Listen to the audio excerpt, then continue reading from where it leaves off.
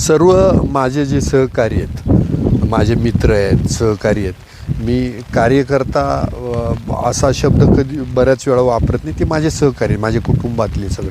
तर गावागावातले जे माझे सहकारी आहेत त्यांना माझी नम्र विनंती राहील की आपल्या शेताच्या बांधावरती झाडं लावा. गावामध्ये जिथं मोकळा भाग आहे, गायरान आहे, तर तिथे 50, 100, 200, 1000 झाडं लावा आणि ह्या निसर्गाला समृद्ध करा, आपल्या गावाला समृद्ध करा. आपल्या प्रत्येकाची गावाची ओळख अशी झाली पाहिजे का इथं हे कार्यकर्त्यांनी देवराई उभी केलेलं गाव आहे, झाडांनी भरलेलं गाव आहे.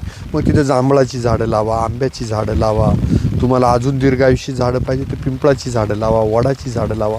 पण प्रत्येक कार्यकर्त्यानं जिथं जिथं माझा आवाज पोचतो आहे तिथं सगळ्यांना माझी विनंती राहील की तुम्ही झाडं लावा आणि पर्यावरणाचं संवर्धन करा.